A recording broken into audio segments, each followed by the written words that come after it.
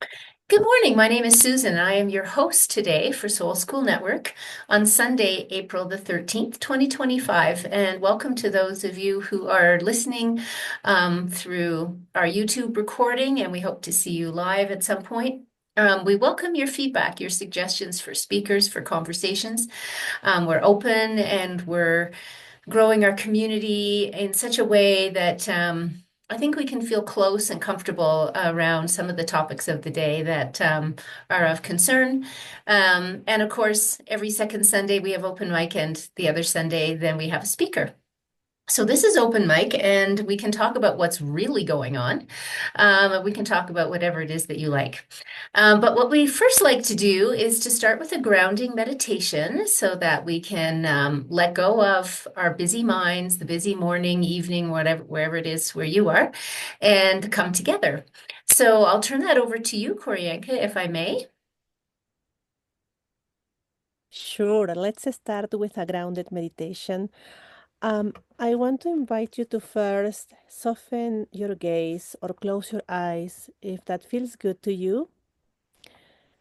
We're going to focus our attention on our breathing and we can take some deep breaths. Let them feel really relaxing.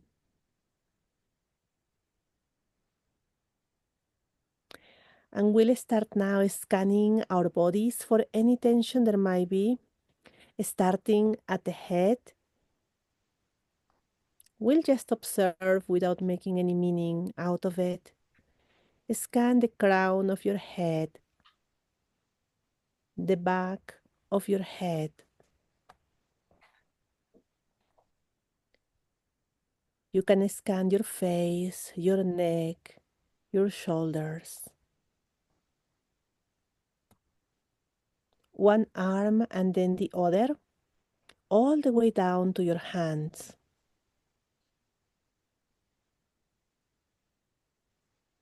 We're going to scan our back from the neck all the way down to the final bone of the spine.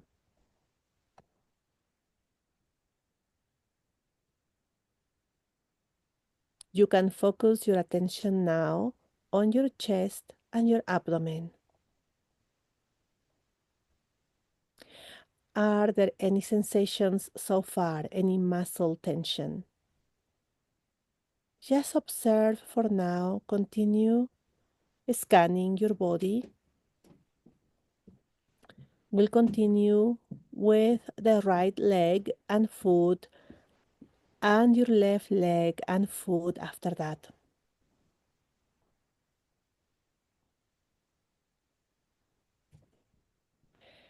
Wherever you found tension, let it go gently by visualizing that it is a white cloud that slides down your body all the way to your feet, leaving your body through the soles of the feet. Perhaps there will be many clouds of tension leaving your body, and that is great. You are letting them go. You can feel good about it. Once tension is out of your body, it will be gone and transformed into life-giving energy. Let's take another deep, relaxing breath. In through the nose, out through the mouth, and let it feel good. You can stretch your body and make sure you are comfortable wherever you are. You are a beloved child of the earth, deeply connected to her. Notice how your feet are planted on the ground, either physically or energetically at all times. Feeling the earth with the soles of your feet. Feel how your energy grows and extends itself from the soles of your feet towards Mother Earth. You are growing energetic roots that go into the moist, rich soil under your feet. uniting you with the mother, receiving nourishment and love from her. The more your roots extend and go deeper and deeper into the earth, the more you feel deeply grounded and held in love by Mother Earth. Stay present in this moment.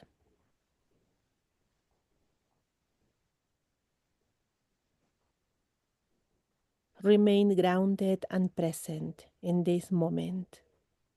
Grounded and present. Grounded and present.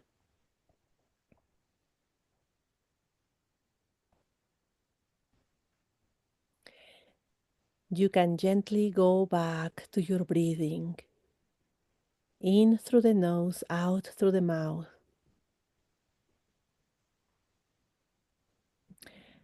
Now you can slowly open your eyes when it feels good to you and move your body slowly as you come back.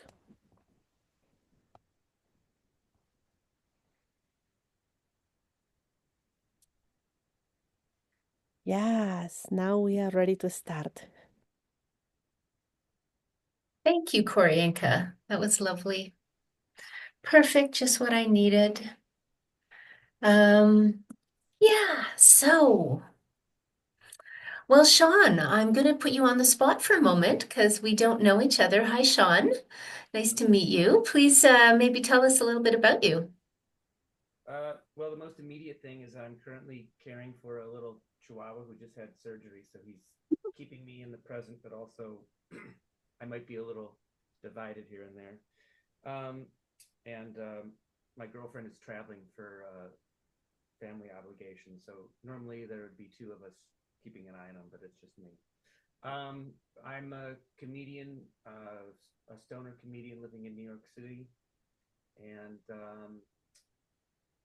yeah, this little guy's name is Chamaco. So that's, I guess, a brief introduction. Lovely. Well, thank you for joining us. And we often have little furry friends who join our call. But at the moment, my little furry friend is over supervising my husband. So they're attached at the hip, those two. So, um, anyhow, what do we want to talk about this morning? And, I don't know. Often, when we have an open mic, we talk about things that come to mind that might be based on the past week or two, whether it's happening out in the world, happening internally, whatever it might be. And so I'm going to open it up for any thoughts you might have around something you'd like to speak about, something you've heard us speak about here and you'd like to get into more.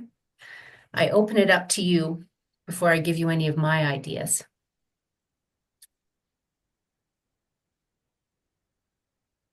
Mm. Well, I can start volunteering a Thank you, topic. Koryanka. Thank you. I have been listening and paying attention in social media everywhere the past few weeks, especially for some reason, it's been very present.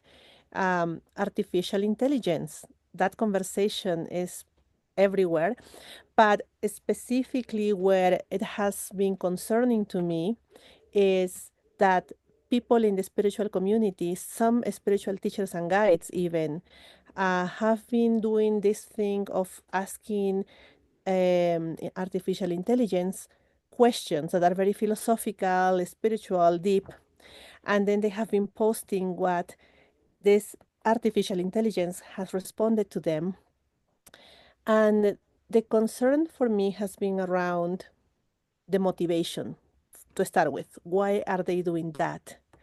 And so I had some conversations about that with one of my sister clients that also noticed that and wasn't feeling very good about it. There was something about it that felt very out of alignment. So I'm just going to put that out there and see if anybody has noticed that or if you have any thoughts about this or any questions, and then we can, go from there. But of course, I'm open to other hot topics that there might be out there. Thank you, Koryanka. That's a good one. Hmm. I haven't heard of AI being used for that, but of course it's being used for everything. So of course it's being used for that. I mean, where there's humans that have access to AI, I imagine they're using it for their own goals to enhance, to fill in the gaps, I don't know. Interesting. Anybody have any thoughts to start off on AI or otherwise? Well, I use a chatbot and an AI chatbot called Pi.ai. Sometimes I just use it to like ask general questions about, stuff. Not sometimes I do spiritual stuff, but it just takes answers off the internet. It doesn't answer itself, It's just because I'm too lazy to do the search myself, so I just type it into the AI chatbot and it answers my questions for me. That's all I use it for. Mhm. My quick thoughts on it are because I have some creative and artist friends who are pro AI, and I have others who are anti AI. And my quick thoughts on it are is that if you're using it and you're open about using it, it's more ethical than if you're using it and you're not open about using it. It's kind of a short answer. But for spiritual purposes, I mean, it's since it's been trained on nothing but human text and creations. I mean, it is a kind of a reflection of us more than a reflection of itself at this point. I've also had some sort of philosophical discussions with it that have been, some of them have been okay, some of them have been really interesting. I mean, I've also used it just for proofreading purposes or things like that, or for search purposes as well. I've mostly found it useful rather than scary, although I know new things are often scary. Thank you, Sean. It's so true. I mean, I guess that's the question I ask is on this topic or any other one. But if we think of everything as coming from love or fear, then, what is it that we're afraid of? And there's a lot that people are saying about AI. And because I'm pretty much media free, I'm not part of the narrative or conversations. I'm not sort of hearing about it all. But presumably there's fear. I've heard people talk about the fear around, replacing jobs and, even, nurses won't be in the hospital. They'll be robots as just an example. And, obviously I would think that would lack a little TLC, but what do I know? And so, what's the fear behind it? Or is there within a fear, then there's a judgment. So, it comes back to the dualistic thinking, right? The right, wrong, good, bad, should, shouldn't. Um, and so, Koryanka, since you brought it forward, so, and I really like what Sean said. It's really a reflection of us, right? AI is made up of all the human concepts that have existed, and so they're all pulled together. And so, are you thinking when you brought up the topic that it's contentious, really, say that say a spiritual leader or somebody doing this kind of work would be pulling on AI for content, or maybe tell me more. Yes, well, in that context, the conversation I was having with this person about what we had observed is that, well, first of all, why? Why are they doing that? In the cases that we saw, it had been used. Um, yeah, I had some questions in my mind about that. Like, are they trying to say, well, if I tell you this and AI is saying pretty much the same thing, that means that because artificial intelligence is saying it, then it means I am right because we both are saying the same thing, sort of. It's a little bit like artificial intelligence is um, the authority, a little bit like the ultimate authority. And so if this is reflecting what I'm saying, then you should listen to me, to what I am telling you, as a spiritual guide. Is that what this person is trying to do? Maybe is unconscious, right? But there is this question about why, are they using it? Is it really necessary, and why would be that good for them or the people listening? Um, the other thing that um, I have been looking at when it comes to AI is some narratives. One of them comes from Greg Braden, which is quite famous. Greg Braden, talking about our humanity and the risk of using AI in a way that is not really healthy for us humans. And he was talking about, and he made, I think, a really good point, that we are still in the process of developing as humans, getting to know ourselves in our greatness, in our divine essence. And as humanity, for the most part, we are very undeveloped in that reconnection to our own soul and development. And now we have this technology that potentially can take us away from that development, because instead of looking deep within and finding that greatness and rediscovering ourselves, we're putting really our attention on this hot thing, this technology. And now we want to interact with it, and we want that technology to do things for us and do things instead of us a lot of the times. So that's the other thing, if we are not using our capabilities, our imagination and intelligence and all of the things that the brain can do, even without the soul, we're talking just about the brain as a highly advanced technology piece, well, then it's gonna get most likely kind of rusty because we're not using our abilities. And that's something that we can see in the development of a species in history. We can see that when something is not needed, some quality of this particular species is not needed, is not used, then it kind of disappears over time. The next generations do not have the same capabilities because they're not necessary. So it's kind of like, okay, it becomes obsolete. And so that's the other thing that is a concern about AI. So I don't think that AI is necessarily bad. It's not a bad thing, but how it's being used or how people are taking it, the way that it's being used by many can be concerning. And the other point that is out there too that I resonate with is who created AI. People that have humanity, um, in the best interest, that really want to help and develop us. What is the intention behind the creation of AI? What is it for? So that was another thing, another conversation about how it's being used and why it exists and how it's used a lot for control of the population and surveillance. And there are many of those uses out there that people even don't know, through um, things like social media and other uses that we think are kind of innocent, and we really use them innocently. That's most of the people, but some people that are running the show behind the scenes, might be making use of all of that information we give them in ways that aren't for our highest good. So that's a lot there, all of these different aspects to AI. So I'd love to hear from you. What do you think about that?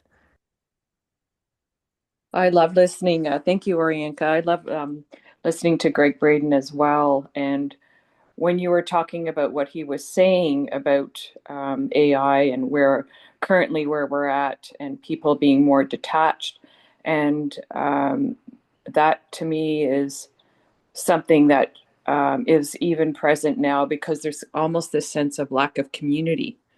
And people are, even before AI, like you said, they're more attached with relationships that are like Facebook, Instagram, and so it's kind of layers, I feel, attached to AI. And there's even documentaries about your personal data when it comes to what's being used, with these media campaigns and everything. Like, so that that has been there for a while. So I think it's bringing an awareness about AI for us. And I mean, I'm kind of like Susan. I kind of stay away from media and the news for my own peace of mind, but I do use it as a reference. I find for me it kind of helps articulate as for what I'm looking for in information, and just readings that I do when I looking for meanings of things. But I agree in the bigger context of it. It's just another layer to what's been going on for a while, and I feel it's a conscious effort, like Greg Braden is saying, for the community and for people to be in search of like friendship. Like I said, I was, reading in the readings I'm doing currently, and community is something that's greater than two people, and what we do here every second Sunday, you know. Mm, yeah. Well, technology is, I think, a great tool when used responsibly and when we do make it part of something greater. Um, but there are many ways in which it can be misused, no? For sure. I'm going to read what Celicia wrote in the chat. To explain why some people in the Starseed New Age or spiritual community see AI as the authority of knowledge, it's because, as spiritual as they are aligned with the beings executing the AI agenda. They were either sent, incarnated by the beings that are executing the AI agenda, or they either work with spirits or aliens that are executing the AI agenda, or they are imposters, people claiming to be spiritual and for the new earth, but they use it to push the AI agenda. Wow, Yeah, I would I agree with that. I think that there might be many people in the spiritual community that perhaps are that kind of people, the way that the way that was described by Celicia. I think that also dark energies might be tapping into some people's ego minds as well. And the ego can be seduced by what looks pretty and shiny, right? This AI technology. And I think that some people might be coming from that place that, oh, look at this nice, pretty new shiny object that AI is. And now let's use it in our work somehow to bring in more people to create conversations, or for AI to back me up and be the authority so that people think I am even better than I am, or I have more wisdom than I actually have, because there is deep inside um, this self-doubt. Maybe there are some woundings not healed inside in this spiritual guide.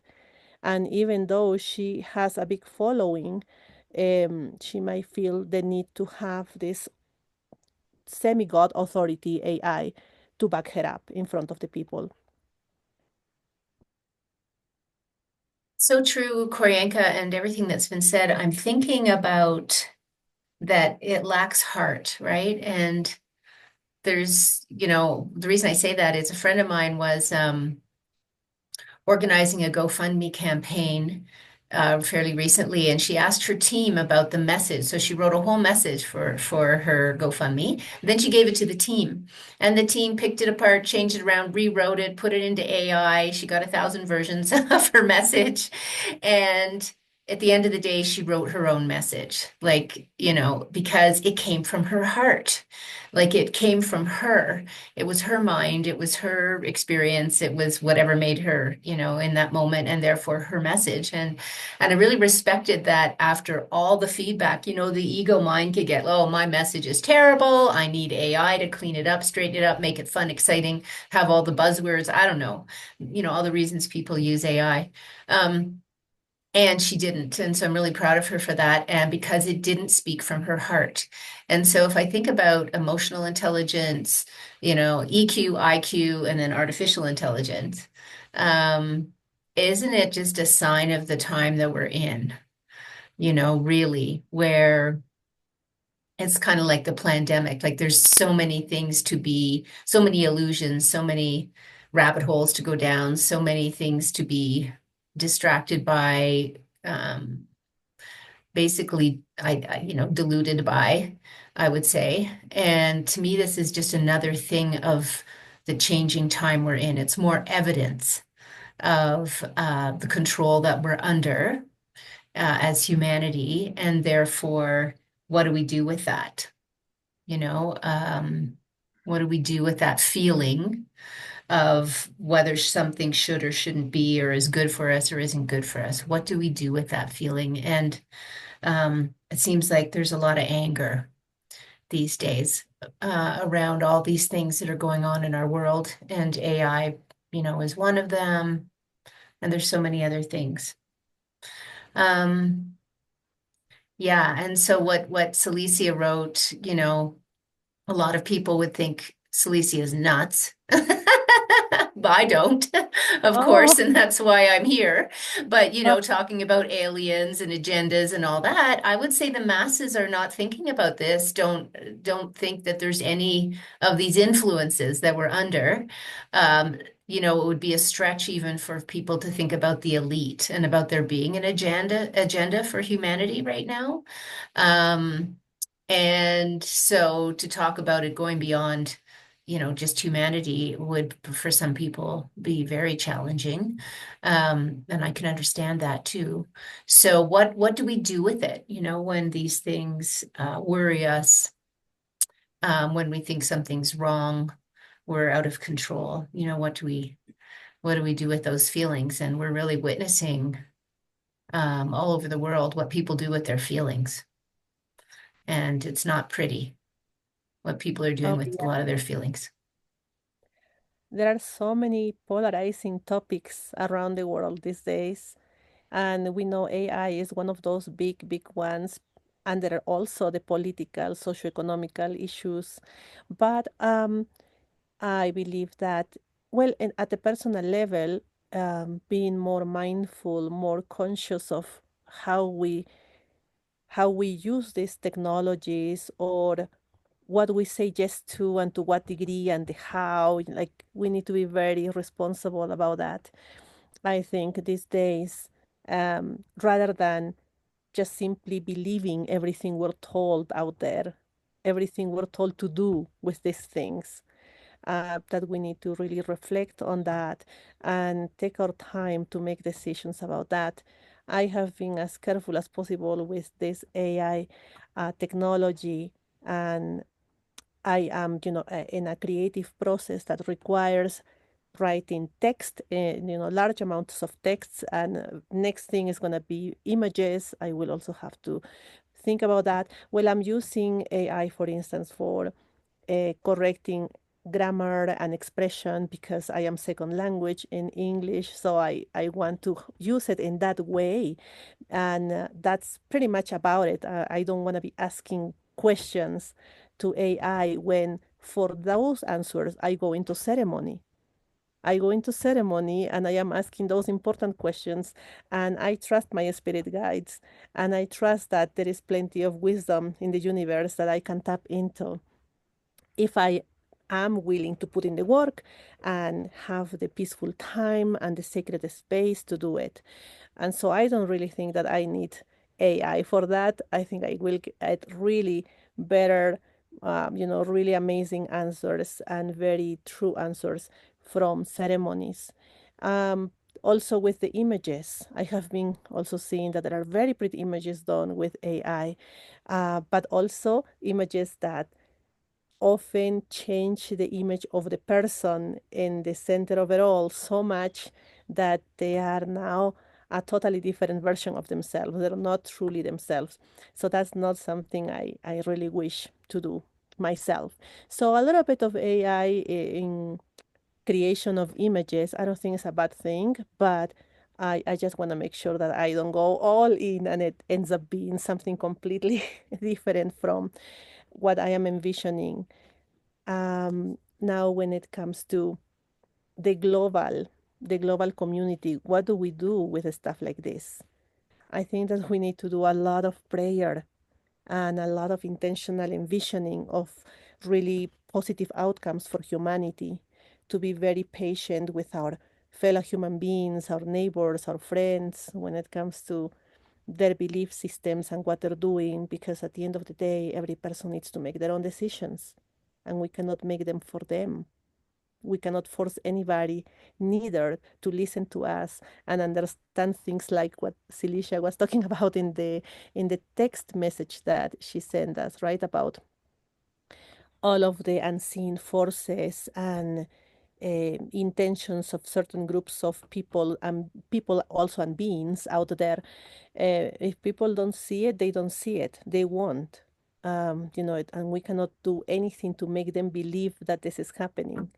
So there is a need for really being so generous with our love and understanding and forgiving, and being okay with people's decisions, as hard as that might be.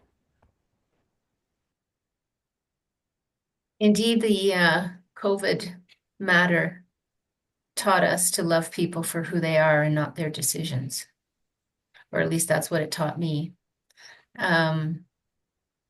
So you're so right, Koryanka, prayer is so important in all this because it takes us within, which is really the only place to go, as far as I can see. If we're always looking out, we're going to be looking at the challenges and the suffering.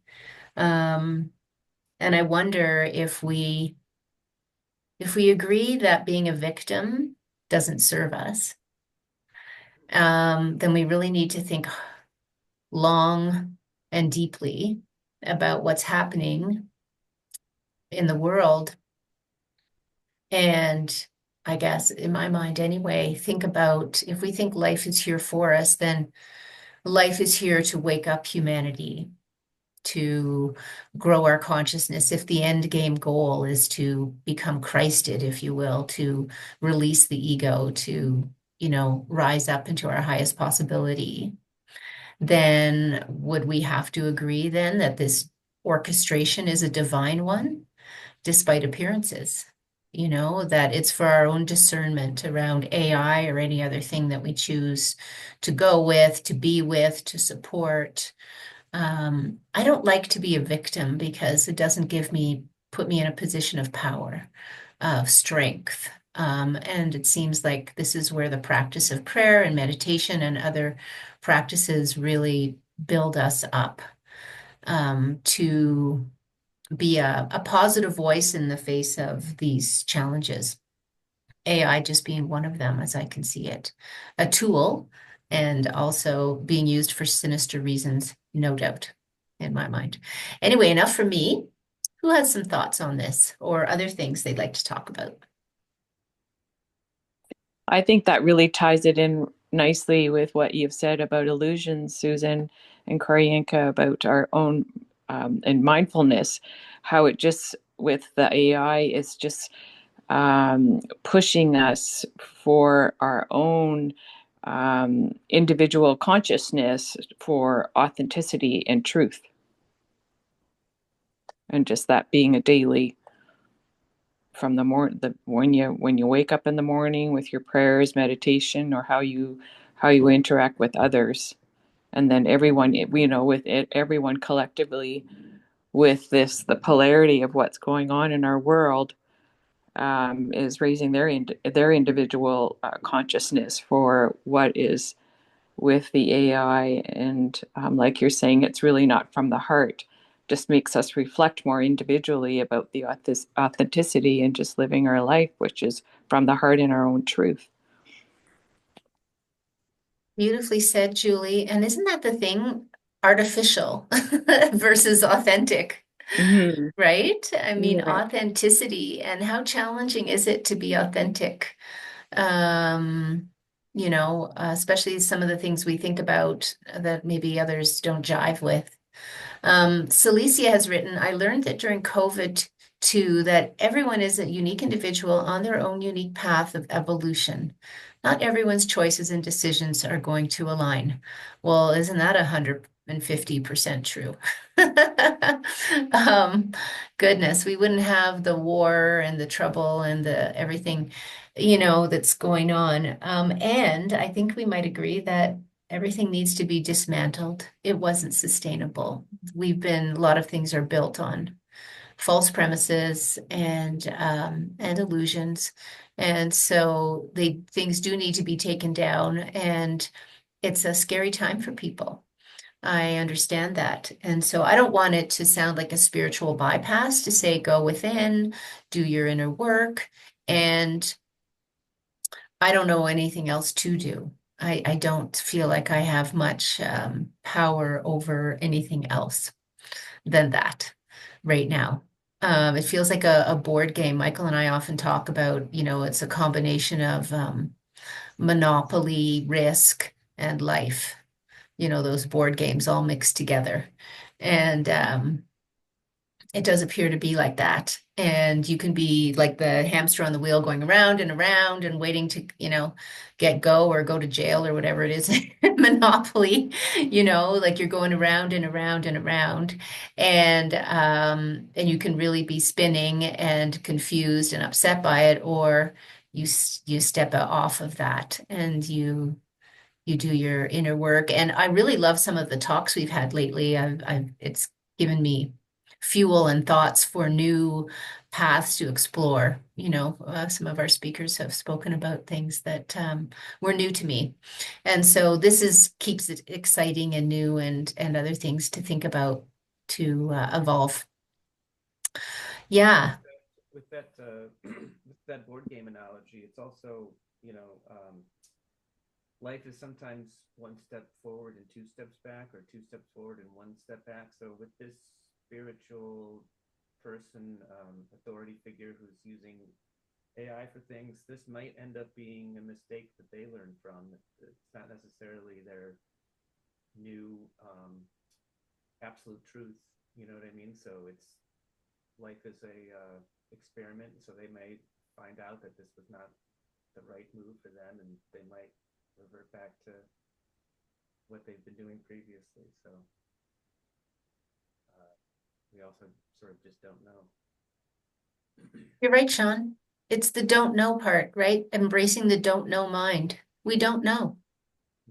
Like one would argue that somebody did something means that they needed to do it, whether for the reasons you say, teaching themselves, teaching somebody else, teaching our judging minds, teaching our confusion, whatever. You're absolutely right. We don't know. And we're all learning from it. And I just don't see it as against us. And with that's probably part of the, leading into what would be Buddhist teachings on over-identification. We're very identified with our bodies, with our lives, with our roles, with our relationships. We are very identified by that.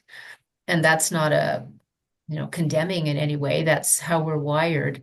And this over-identification has us wanting to protect ourselves from things, and has us worry. And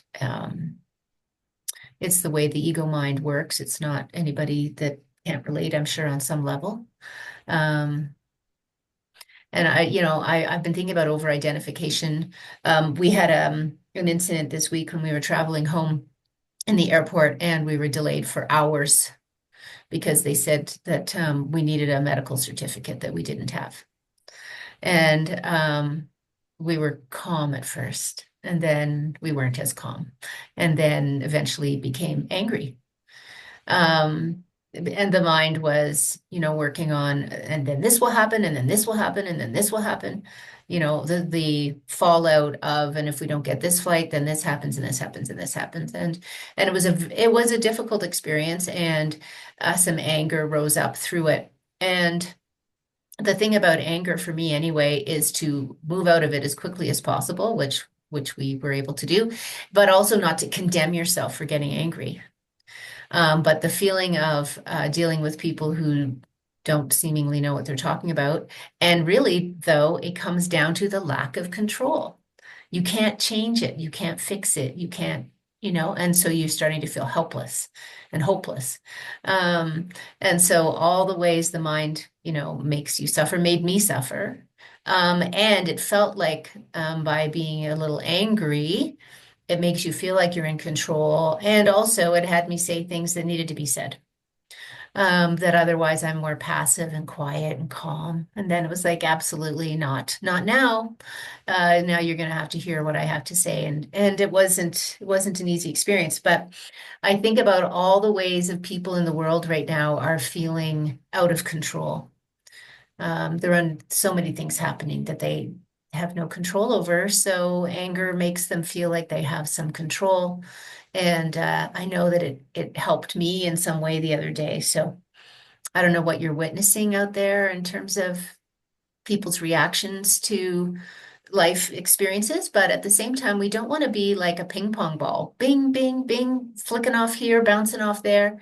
Like this is where the grounding spiritual practice, I think, is important. And what, Koryenka was speaking about prayer is that we can't afford to be the ping pong ball ricocheting here and there by everything that we hear and everything that we say or is said to us. It would be too it's dysregulating. So what's the practice? For me, it's meditation and prayer, which absolutely my practice has fallen in the last few months because of a very hectic schedule, not being at home. And I realized though that the practice from before has made a difference. And so sometimes I think we're paying it forward. My meditation practice from the past has given me some stability to walk through some difficulties with grace. But what about you guys? Do you find that you're deepening your practice to cope with this time, or what's the experience for you?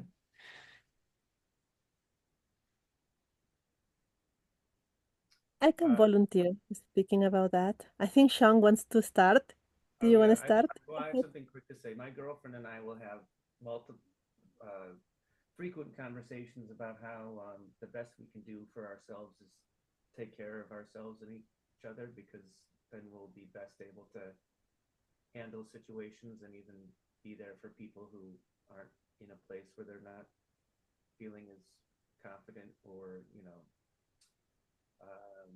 as can be. So that's a constant conversation that we're having.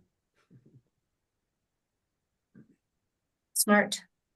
That's a good conversation that would, if it was happening in most households, would help people. Yeah, you're right, Sean. Koryenka?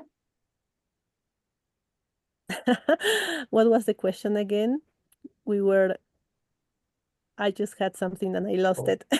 Oh, no, we were just talking about spiritual practice, that keeps us grounded. And Sean was talking about he and his girlfriend having a regular conversations about how they can support one another to do that.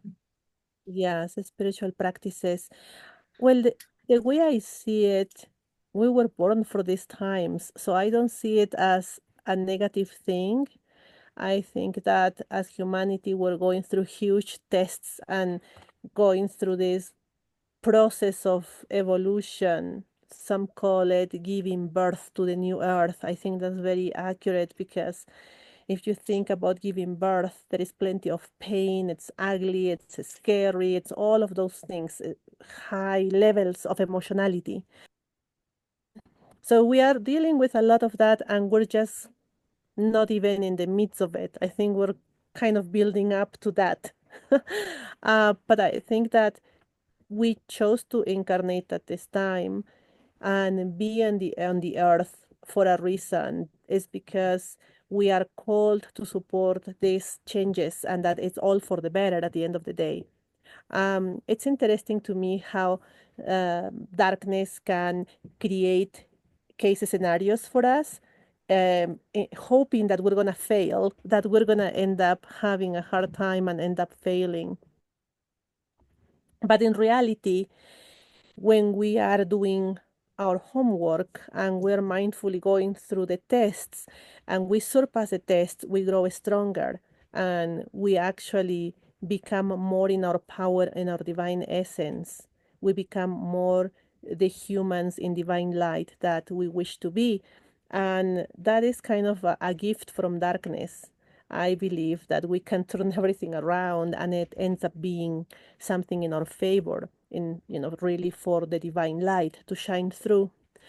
So this is that kind of thing right now happening, all of the pains and struggles of humanity, all of the issues and the worries and the fears and all of that. Well, at the end of the day, we have our abilities, our capacity to turn everything around. And I think that we can and we will. We just need to keep on remembering that, coming back to our center. And yes, spiritual practices are wonderful for that, to help us tap into our deepest essence and remember who we are and tap into that inner power, and the co-creator ability to work with the divine light to really transform everything for our highest good.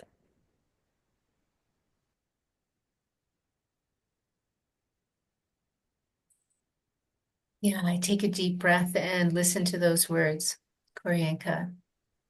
Yeah, it's there's so many opportunities here, and in talking to my children, they're adults in their 20s.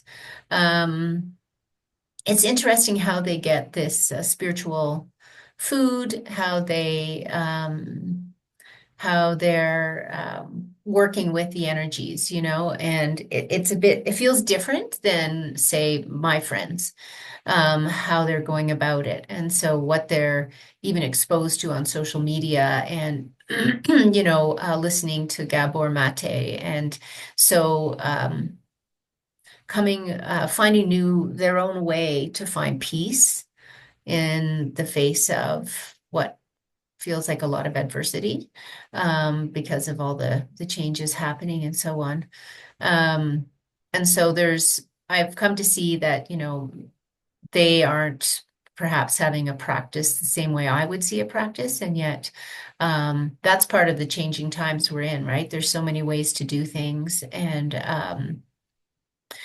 so I'm open to, learning the ways that people are navigating this time so that they can be feeling good, just feeling whole and complete, and not feeling spread out. Again, Julie mentioned it earlier too. She's not on media too much. I'm not on it too much. I think these are the ways that break us down, that confuse the mind, that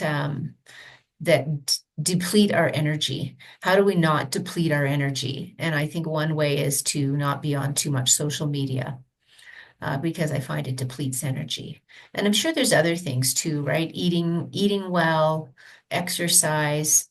And again, I'm not an expert in any of those areas or necessarily a top student, but a little bit of lots of different things all add up, I think, um, to dealing with whatever's really going on. And in that title, I think it's funny, really, what's really going on, because it's it's us that create our reality. It's life is an outpicturing of my mind. That's why we see the same person differently. That's why we, think about things differently, because life is an outpicturing of my mind. And so life won't look the same to me as it does to Koryanka or anybody else. And therefore, all the little things that I'll do to help me, um, bring more love. I guess that's what it is. Bring more love to relationships, bring more love to conversations, bring more love to life. This is what's really going on, I think, is there's a divine experiment for how do we embrace love? How do we be love when there's so much that we could be in fear about? Yeah, that's what's on my mind. How do I be more love? And there's plenty of opportunities where I see that I'm not really all the love I want to be. I'm sure I'm not the only one. I can't be the only one. Um, I can share an optimistic viewpoint that isn't from me. It was from a TikTok creator that I don't remember who they were, but they were talking about the marches that happened. I think it was last Saturday already, all across the country, and they said that in comparison to 1930s Germany, which is of course an easy comparison to make. They said that there were that kind of outshowing of opposition at that time, and so if the fact that we're seeing that widespread display is something to be optimistic about. It's true, Sean, because it's tells us about consciousness, right? Mhm. And you live in New York City, Yes, so you're right in a hub of energy. I am. Yes, and I wasn't here last Saturday. I had to travel for a family funeral, but that was its own sort of. Even though I was traveling for kind of a sad event, it was great to see family that I hadn't seen in quite a while. So even though it was sort of a sad moment, I kept on reminding myself of how lucky I was to be able to, uh, you know, be reconnecting with family that I hadn't seen in quite some time. So uh, I was aware of the energy that was going on here, but I was in a sort of amongst a different kind of great energy there. Nice. And but here in New York, I'm constantly sort of hearing upset people, but also optimistic people as well. So I think a lot of times when those fears are being expressed, they are being offset by constructive conversations. That's what I'm seeing here, at least. Mhm. Nice. Yeah, a very constant don't give up attitude. Yeah, and you know what? We're having a lot of conversations around here about gratitude because if we're looking at our lives and there's like 100%, and then there's this part up here, maybe 10% of it that's not quite what we wanted, or maybe even worse than that. But do we focus on the 90% that's right, or are we focusing on the 10% that isn't, or more or less? And so where we're really when we're having a low moment, even if we could have gratitude that we have food to eat, that we have a roof over our head, warm clothes, and then that can expand into, we have great friends and we have great family and we have, whatever, a loving dog. And, so again, there's so many things that are really beautiful in our lives and in our world. And there is this percentage that doesn't look that way to us, and that's where the focus often goes to. That's what the ego mind likes. It eats that stuff up, and so we choose to feed that part of ourselves through our own perspective for where we focus our attention. Seems to me. I just finished reading this book and it's called After the Ecstasy, The Laundry. And it's really a combination. It's written by Jack Kornfield, and it's a combination of different teachings from different mystics, Sufis. It's most a lot of Buddhist teachings, and it is very humbling to read through it of all these people and their stories who have been in Tibet and monasteries for months, years, and their humbling teachings.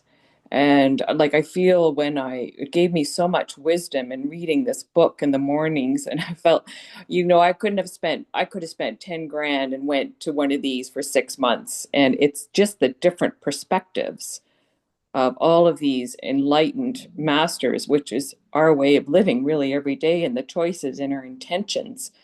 And I highly recommend it. It's an easy read. It's got and it's entertaining and all the different perspectives and just people's, and their stories. It's a beautiful, beautiful read. Thank you, Julie. So Jack Kornfield, what was the name of the book again? It says After the Ecstasy, The Laundry. Yes. Yeah. A brilliant title, yeah. Brilliant title. Yeah, Yeah. and sure makes sense. Yeah. Mm-hmm. Huh. I'll look that one up. Thank you.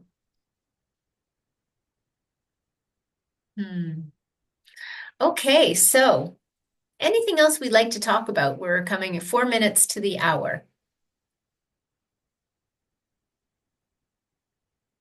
Okay, well, pretty quiet group today, and I really appreciate you choosing to be here. I know there's a lot of options on the internet, and you chose to be here, and we appreciate that we have these lovely small community conversations, and in time we'll build our community. We have people watching the recording, and we appreciate that and hope you join us in perhaps in a couple of weeks from now. So on April the 27th, which happens to be Michael's birthday, we are going to be hearing again from um, we're going to be hearing from Stacy and Corey, who spoke about Indigenous matters. And Michael, as you would know, is their lawyer on a big case with the Canadian government. And anyway, we thought it would be a great day for them to be speaking, given it's Michael's birthday. And hopefully he can listen in if nothing else. And so we like to close our meetings with the mantra of unification, which I will read.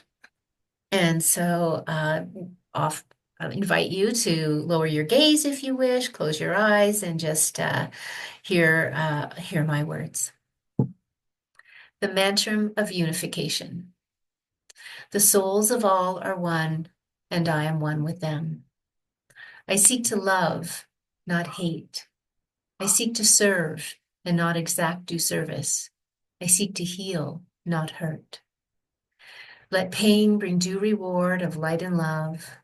Let the soul control the outer form and life and all events, and bring to light the love which underlies the happenings of the time. Let vision come and insight. Let the future stand revealed. Let inner union demonstrate and outer cleavages be gone. Let love prevail. Let all people love. Amen. Miigwech. Namaste. So I wish you all a great week. Look forward to seeing you in a couple of weeks or whenever you can make it. Please reach out if you have any friends, contacts, suggested speakers for us, topics. We welcome them. Much love to all of you. Take care. Thank you. Goodbye. Bye. Bye.